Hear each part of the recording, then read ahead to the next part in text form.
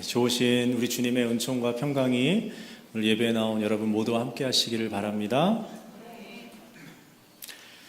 네, 우리 서로 한번 인사할까요? 앞뒤좌우로. 반갑습니다. 잘 오셨습니다.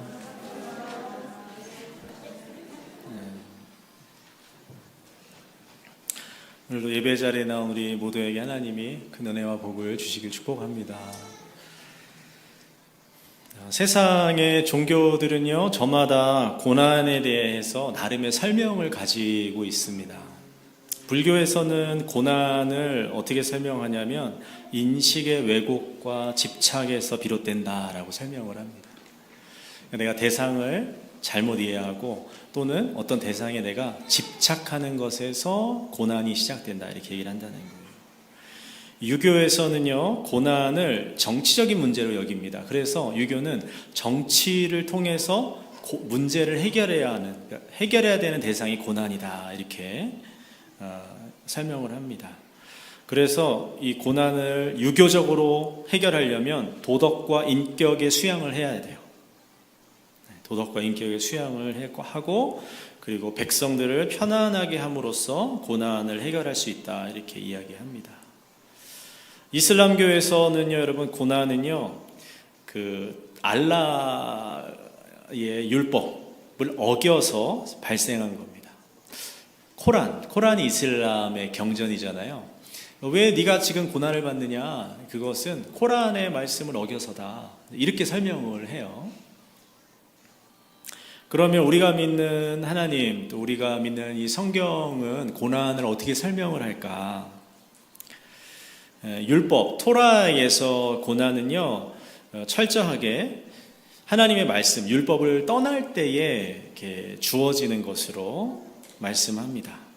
무슨 얘기냐면, 하나님의 백성이 하나님의 율법을 지키지 않고 율법을 버리고 율법에서 멀어져서, 다시 얘기해서 자기 마음대로 살면 하나님이 자기 백성을 사랑하셔서 다시 자기에게 돌아오게 하시려고 고난을 주신다는 거예요. 징계하신다는 거예요. 이게 구약의 설명이죠. 신명기 28장에는 그래서요, 모세가 마지막으로 이스라엘 백성, 가나안 땅에 들어가는 이스라엘 백성에게 설교를 하면서 너희들 가나안 땅에 들어가서 말씀을 잘 지키면 정말 전무후무한 복을 받을 것이다. 반대로 너희가 가나안 땅 들어가서 가나안의 신들 섬기고 하나님 잊어버리고 하면 전무후무한 저주를 받을 것이다. 이 복과 저주에 대해서 모세의 설교가 기록이 됩니다. 율법에 충실하면 축복을 받고 율법으로부터 멀어지면 저주를 받는다는 거예요. 이것이 고난의 유무를 결정하는 근거와 기준이 되죠. 그런데 놀라운 사건이 이 욥기에서 발생을 합니다. 창세기로부터 시작해서 쭉 성경이 흘러가다가 욥기를 딱 만나면서 이 고난의 법칙이 한번 바뀌게 됩니다. 욥기와 시편에는요, 새로운 종류의 고난이 나와요.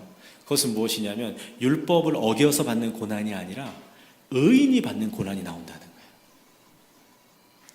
거예요. 욥은 하나님을 굉장히 잘 섬기고 하나님의 율법을 아주 잘 지킨 사람인데 고난을 받아요.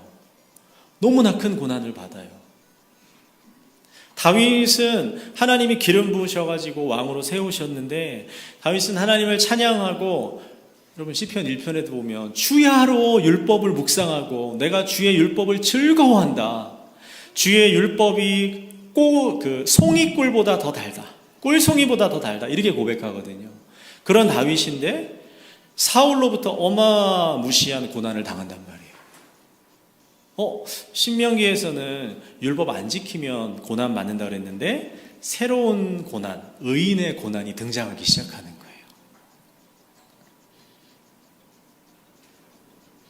이 의인의 고난이요, 여러분 신약에 와서 예수님 안에서 아주 폭발해버리죠. 예수님은 죄가 없으신 분이었어요. 그렇죠? 그분은 성령으로 잉태하셔서 인간의 모든 원죄로부터 자유하신 분이거든요. 그런데 그 예수님이 가장 끔찍한 십자가형이라는 고난을 당하신다는 거예요. 그리고 예수님의 제자들, 예수님의 추종자들, 예수님을 믿고 따랐던 사람들이 모임이 교회인데, 예수님이 당하셨던 이 고난이 제자들과 사도들과 교회까지 계속 이어져요. 로마 시대에 얼마나 큰 기독교가 얼마나 큰 박해를 받아요. 카타콤 한번 말씀드렸죠, 전에. 고난이 예수님을 믿는 사람들에게까지 계속되는 거죠.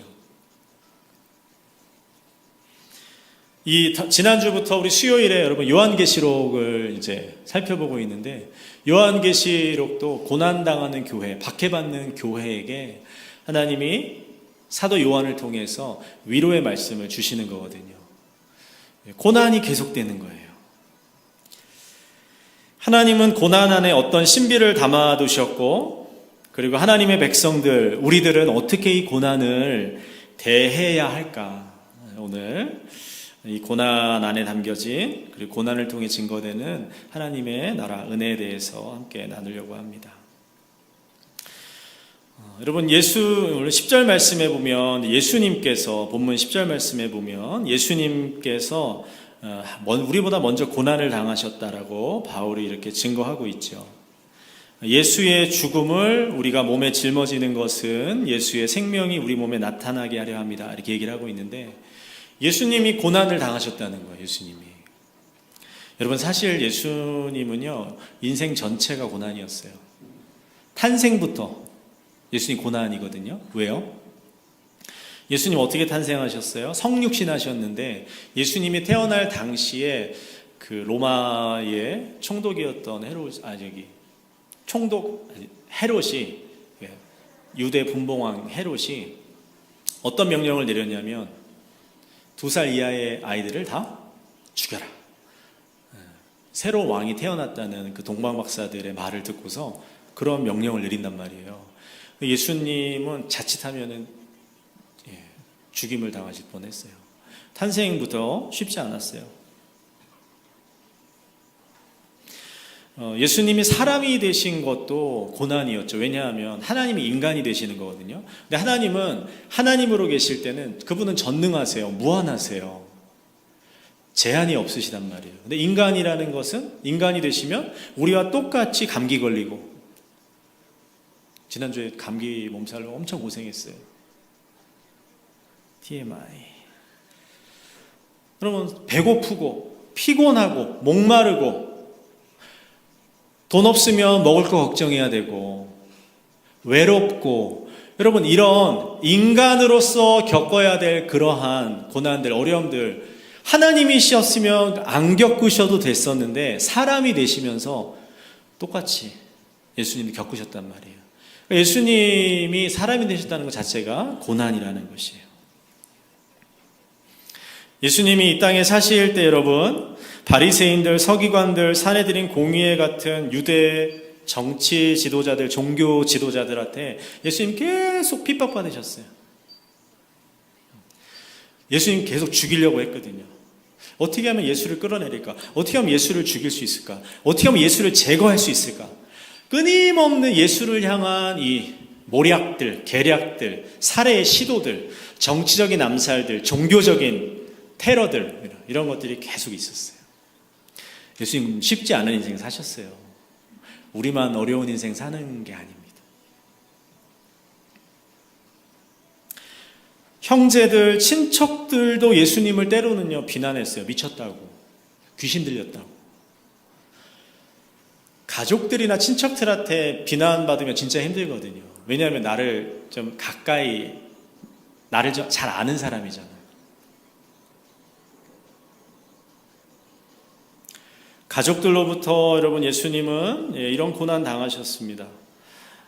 십자가를 지실 때는요, 자기와 3년 동안 동고동락했던 사랑하는 제자들도 자기를 배신했거든요. 가까운 사람이 자기 등에 칼을 꽂는 그 상처, 고통의 깊이는 정말 무엇으로도 참 헤아리기 힘들죠. 사랑하는 사람에게 배신을 당하는 것. 여러분, 예수님이 이런 고난 당하셨다는 거예요. 십자가에서 죽으시고 지옥에 무덤에 내려가셨을 때는 여러분 예수님은요 하나님으로부터 완전히 단절되셨거든요. 이것은 예수님에게 있어서 단 한 번도 없었던 일이에요. 성부와 지난주에 우리 삼위일체 하나님 설교 때 살펴봤죠. 성부와 성자와 성령은 영원히 사랑 안에 하나이신 분인데 이것이 끊어진 유일한 때가 언제냐면 십자가에서 우리의 모든 죄를 담당하시고 예수님이 죽으셨을 때예요. 그 3일의 시간은요 예수님의 인생의 가장 고통스러운 시간이었어요. 하나님으로부터의 단절, 영원한 사랑의 삼위일체로부터의 분리. 예수님이 참 이런 고난을 당하셨다는 거죠. 그런데 예수님이 당하신 그 고난 덕분에 우리가 구원을 받게 됐다는 거예요.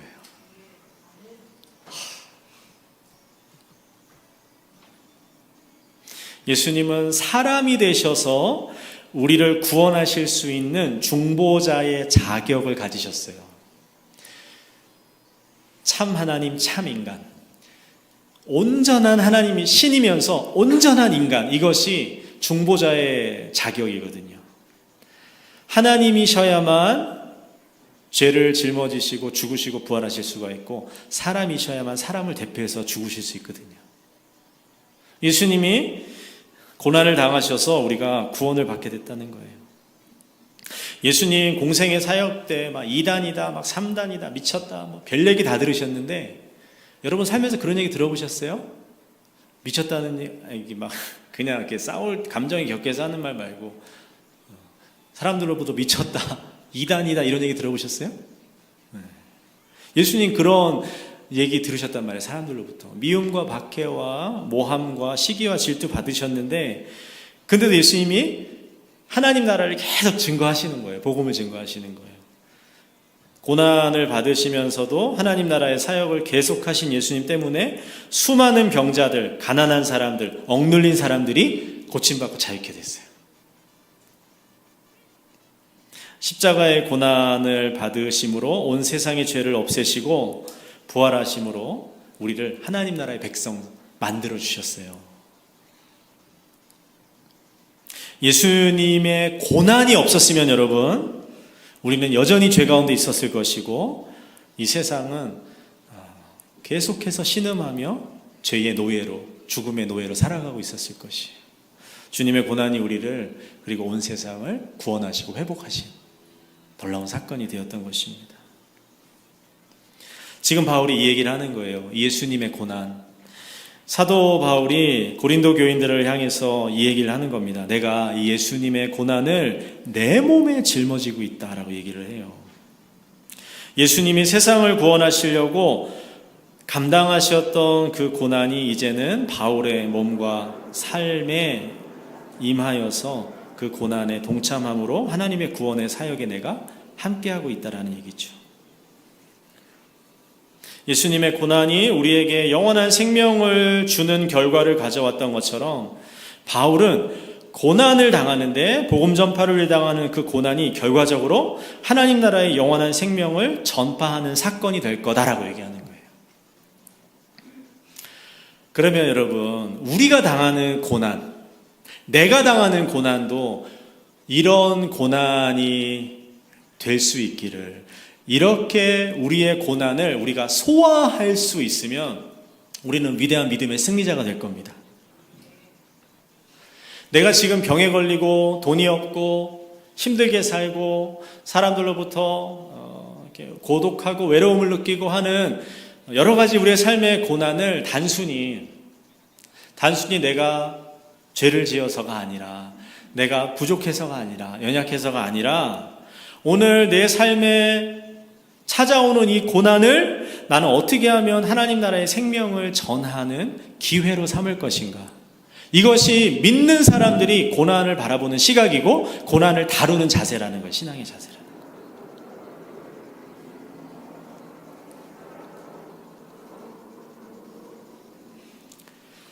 거예요. 여러분 고난을 당할 때 그래서 기억해야 될 것 두 가지만 기억하면 좋겠어요. 하나는 예수님도 고난 당하셨고 예수님의 고난이 나를 살렸던 것처럼 오늘 나의 고난이 하나님의 생명을 전하고 나누는 은혜의 사건, 축복의 사건이 되기를 기도해야 되겠다. 이 두 가지를 기억하시면 좋겠어요. 우리 한번 옆 사람에게 얘기해 주세요. 아, 글쎄 예수님도 고난당하셨네요.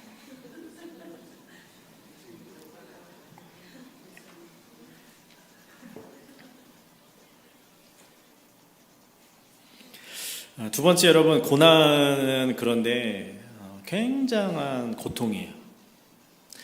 마치 죽음에 넘겨지는 것 같은 그런 상황, 그런 마음, 그런 상태로 우리를 내몬다는 거예요. 11절에 바울이 이렇게 얘기하는데요. 우리 살아있는 자가 항상 예수를 위하여 죽음에 넘겨짐은 예수의 생명이 또한 우리 죽을 육체에 나타나게 하려 함이라. 바울이 고난을 받는데 마치 기분이 죽음에 넘겨지는 것 같다는 거예요. 죽음에 팔리는 것 같다는 거예요. 고난이 깊으면 정말 그렇게 느껴져요. 죽을 것 같아요. 아무 소망이 없고 살맛이 안 나고 눈은 뜨고 숨은 쉬고 있는데 그냥 죽어 있는 것 같아요. 내가. 고난 가운데 우리가 던져질 때, 또 고난이 우리 삶에 찾아올 때 이제 이런 마음이 든다는 것이죠. 고난은 우리가 버림받았다고 느끼게 해요. 고난이 길어지고 깊어지면 믿음이 흔들려요. 하나님 나를 안 사랑하시나? 하나님 나를 버리셨나? 고난 가운데서 우리가 이런 생각이 들 수 있습니다. 그 고난이 특별히 내가 감당할 수 있는 내 마음의 그릇과 한계를 넘어서 버리는 것이면 우리의 삶을 정말 많이 힘들고 무너지는 것을 경험하죠.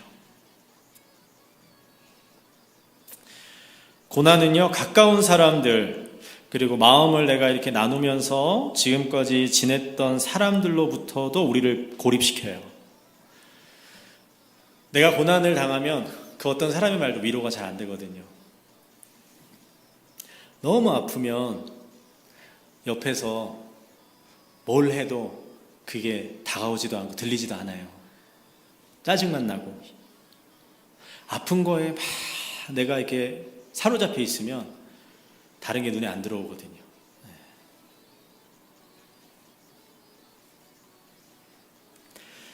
고난이 길어지면요, 고난이 짧으면, 어려움 당하면 사람들이 옆에서 막 위로해줘요. 아, 어떡해요, 너무 힘들겠어요, 제가 뭐 도와줄 일 없을까요? 근데 고난이 길어지면 다 떠나가요. 김병에 뭐가 없대요?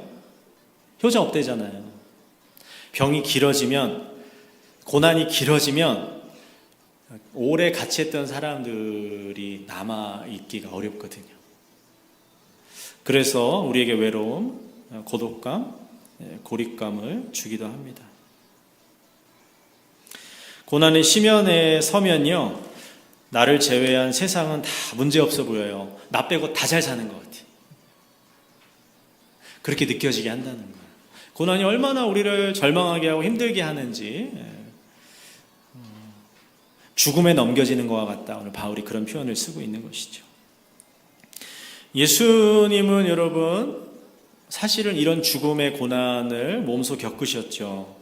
예수님 십자가에서 이렇게 부르짖으셨던 말 중에 하나가 뭐냐면 엘리 엘리 라마 사막단이라는 말이거든요. 근데 이게 무슨 뜻이냐면 나의 하나님 어찌하여 나를 버리셨습니까? 이런 뜻이에요. 예수님이 세례 받으셨을 때는, 그리고 변화산에서는요, 어떤 음성을 들으셨냐면 너는 내가 사랑하는 아들이다, 나는 너를 기뻐한다, 이런 음성 들으셨거든요. 근데 자기를 사랑하고 위로하고 격려하고 나를 붙드시는 그 음성은 온데간데 없어지고, 십자가의 이 고난 가운데서는요, 하나님의 음성이 안 들리는 거예요. 뭐만 남아요? 절규만 남은 거예요. 고독한 절규만 남는 거예요. 하나님 어디 계십니까? 하나님 뭐 하고 계십니까? 하나님 내가 언제까지 이 상황에 있어야 합니까? 이게 여러분 예수님의 고백이셨어요. 우리도 고난을 당하면 여러분 예수님과 같은 고백을 아마 하게 될 것입니다. 나의 존재, 내 삶이 이렇게 박살나버리는 그런 순간을 우리는 고난 가운데 이제 경험하게 된다는 거예요. 사랑하는 사람에게 큰 질병이 찾아왔다거나 나에게 질병이 찾아올 수도 있고, 그렇죠? 우리의 어떤 가정에, 우리 공동체, 교회에 어떤 큰 시련이 닥치면 우리는 정말 이런 고난의 죽음의 경험을 하게 되는 것이죠.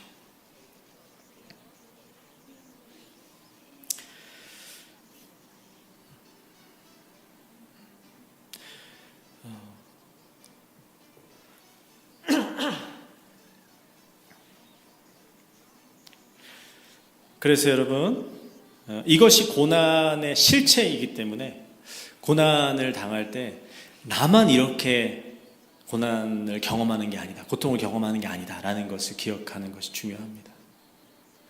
내가 지금 당하는 이 고난, 이 고통이 고난의 민낯이구나, 고난의 실체구나, 이것을 직면하는 것, 대면하는 것, 인정하는 것, 거기서부터 이제 고난을 극복할 수 있는 길이 열리는 것이죠. 그런데 오늘 바울이 본문 7절에서 놀라운 이야기를 하고 있어요. 우리는 고난을 하나님이 없애주시고 해결해주시고 내 인생에서 제거해주셔야 하는 일로 생각하기가 쉬운데, 바울은 그렇게 얘기하고 있지 않은 거예요. 이 고난이라는 것에 다른 한 면이 있는데, 그것은 무엇이냐면 고난을 통해서 하나님의 나라가 증거된다는 거예요. 7절 말씀이죠. 우리가 이 보배를 질그릇에 가져왔는데 이것은 심히 큰 능력이 하나님께 있고 우리에게 있지 아니함을 알게 하려 함이다. 예수 그리스도라는 하나님이 우리에게 주신 이 구원의 선물, 하나님의 그 은혜, 하나님의 영광, 예수 그리스도 안에 담겨있는 이 하나님의 놀라운 이 보배가 어디에 담겼냐면 질그릇에 담겼대요. 질그릇은 그 토기 그릇을 얘기하는 건데, 항아리 아시죠 여러분? 우리 한국에 쓰는 항아리, 그 질그릇이잖아요. 그 질그릇은 어때요? 유약 바르기 전에 질그릇이 흙그릇이기 때문에 깨지기가 굉장히 쉽죠. 살짝만 떨어뜨려도, 아니면 살짝만 부딪혀도 이가 나가고 금이 가고, 그게 질그릇이거든요. 하나님이 예수 그리스도라는 보배를 금그릇이나 무쇠그릇, 놋그릇, 하다못해 스댕, 표준어가 아니네요, 스테인레스에다가 담아주시지 않고 질그릇에 담아서 주셨다는 거예요. 질그릇은 우리를 얘기하는 거거든요. 우리의 존재. 너무나 연약한, 너무나 깨지기 쉽고 상처받기 쉽고 절망하기 쉽고 분노하기 쉽고 좌절하기 쉬운 우리 질그릇과 같은 우리 안에 하나님이 예수 그리스도를 담아두셨다는 거예요. 근데 그 이유가 무엇이냐면 그 예수 그리스도의 영광, 그 예수 그리스도의 은혜가 그릇에 있지 않고 예수 그리스도 그 자체에 있다는 것을 하나님이 세상 가운데 드러내시려고 했다는 거예요.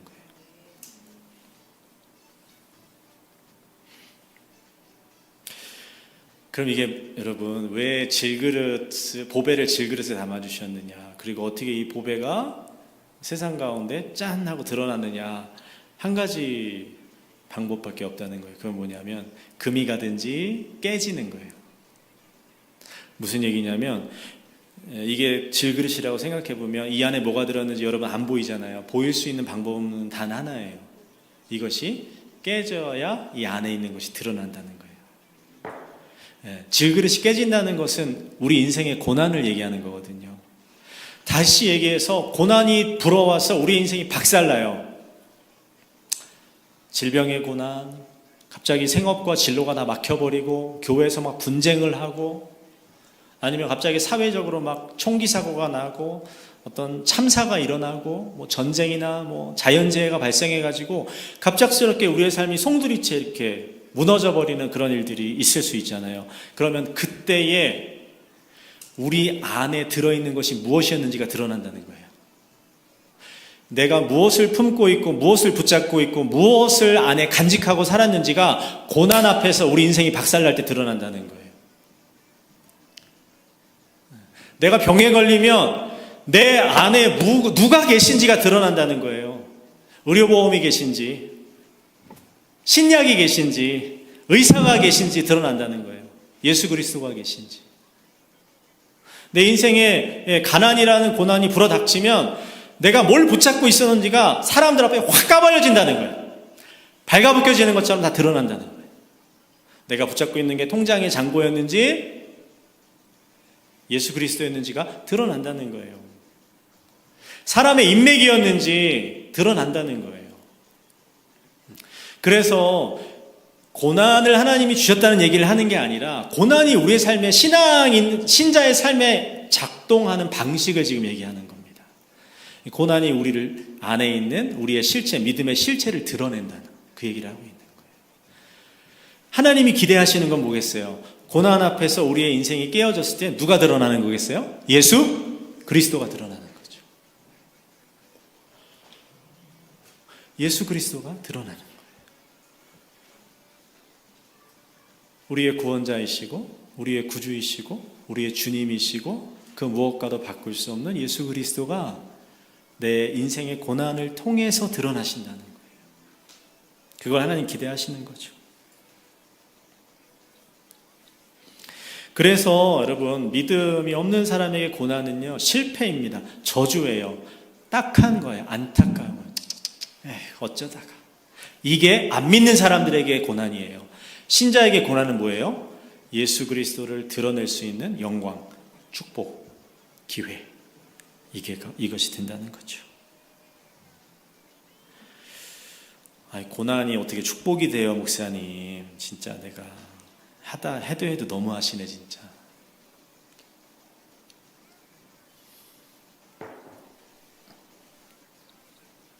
고난은 이제 두 가지 방식으로 신자의 삶에 축복이 됩니다. 하나는요, 고난은 우리를 거룩하게 해요. 왜냐하면 내가 의지하던 것, 내가 붙잡고 있는 것들이 깨졌기 때문에 하나님을 다시 붙잡게 하거든요. 하나님을 의지하게 하거든요. 그래서 우리의 믿음을 순수하게 합니다. 베드로전서 4장에서 이제 이렇게 우리에게 권면하죠. 예수님이 육체 고난을 받으셨으니 너희도 같은 마음으로 갑옷을 삼아라. 이는 육체 고난을 받은 자는 죄를 그쳤다. 죄를 그쳤대요. 고난은 죄를 그치게 하는 힘이 있어요. 거룩한 힘이 있어요. 고난을 많이 받은 사람은 학습돼요. 뭐가 학습되냐면 어려움이 왔다. 뭐 해야 되겠다? 나 빨리 하나님 붙잡아야겠다. 이게 학습돼 있어서 죄를 그치게 된다는 거예요. 아까 고난이 죽음과 같다 그랬잖아요. 고난이 우리를 실제적으로 죽게 하는데 어떤 죽음을 우리에게 주냐면 죄의 죽음, 내 욕심대로 살았던 자아의 죽음, 이것을 우리에게 실제적으로 가져와요. 고난이.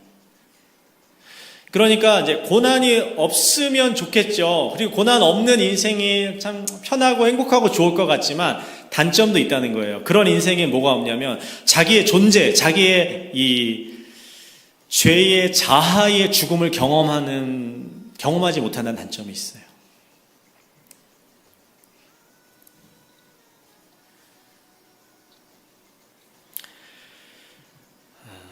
근데 여러분, 조금 더 여기서 깊이 말씀을 드리면 고난이 우리를 죽음으로 넘겨지는 것 같게 한다라고 말씀드렸잖아요. 여기서 한 걸음 더 나가면 사실은 고난은 죽음으로서 끝납니다. 내가 죽으면 고난이 멈춰요. 시체한테 고난이 의미가 있어요?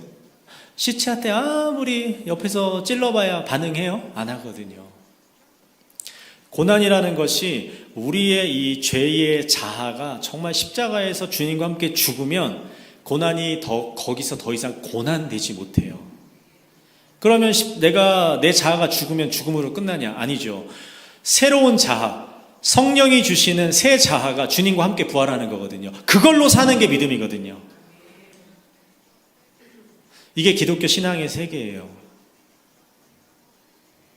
세례를 통해서 예수 그리스도와 함께 십자가에서 나의 죄의 자아가 죽고 나의 욕심, 나의 정욕, 나의 욕망, 내가 스스로 내 인생 하나님 돼서 살아가던 그 모든 것들이 십자가에서 같이 죽고 하나님이 성령을 통해 주시는 새 자아로 살아가, 새로운 존재, 새 피조물, 이 새 피조물로 살아가는 거, 부활의 생명으로 살아가는 거, 이게 신앙이고 이게 구원이거든요.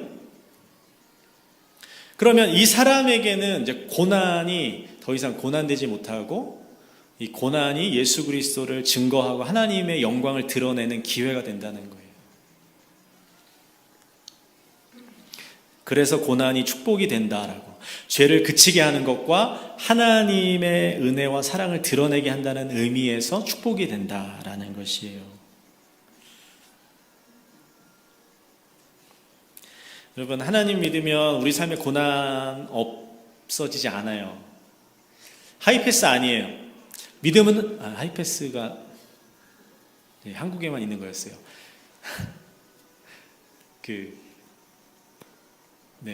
면제해 주는 거 그거 아니에요. 암이 오다가 예수님 믿네, 저기 장로 권사 집사네, 비껴가고 이러지 않는다고요. 하나님 자녀들의 삶에도 고난이 동일하게 안 믿는 사람처럼 똑같이 온다고요.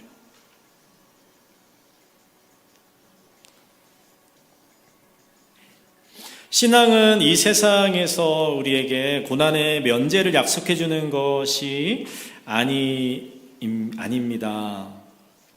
그러나 인생을 깨트려 버리는 그 시련이 예수를 구주로 믿는 사람들, 예수님을 주님으로 섬기며 살아가는 사람들에게는 자기 인생의 가장 중심에 존재하고 계시는 그 주님을 드러내는 순간이 된다는 거예요. 고난이 없을 때는, 그러니까 좋은 일이 있을 때는 내가 잘 보여줄 수 없었던 예수 그리스도, 나의 주님이 고난의 순간에 내 삶을 통해서 내 주위 사람들에게 확 드러난다고요. 고난 앞에서 그래서 어떤 사람들은 하나님 원망하고 떠나는 사람이 있고, 고난 앞에서 하나님의 살아계심을 볼록렌즈처럼 크게 보여주는 사람이 있다는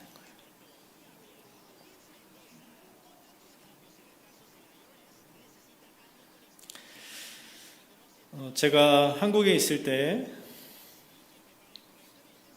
이제 사역하던 교회에 집사님, 여집사님 이제 한 분 계셨는데, 이분은 이제 70이 다 돼서 늦게 아주 교회에 출석하셨어요. 젊을 때는 불교를 아주 열심히, 독실한 불교 신자였어요. 그래서 절을 세우는 거, 축사하는 일에도 아주 사업해가지고 돈 많이 벌어가지고 절 짓는 거에도 막 갖다 바치고 아주 열심히신 분이었어요.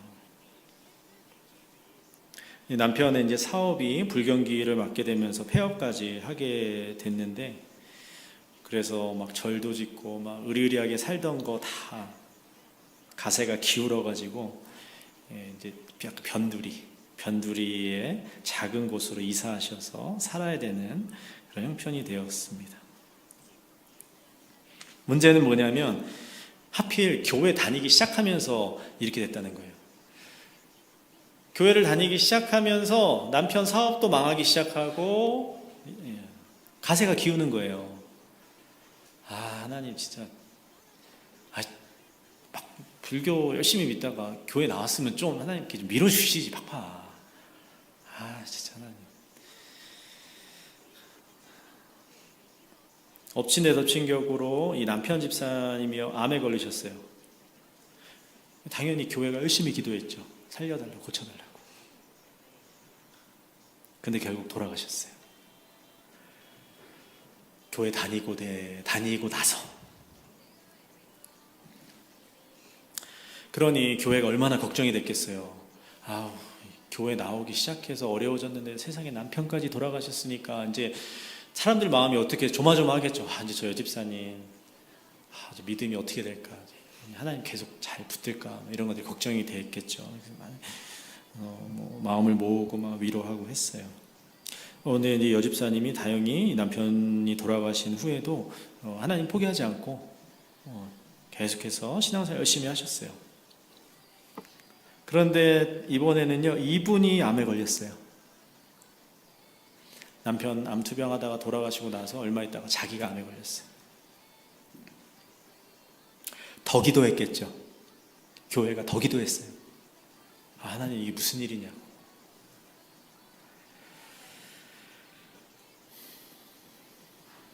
큰 시험이 고난이 찾아왔으니 이분이 믿음을 잘 지킬 수 있을까.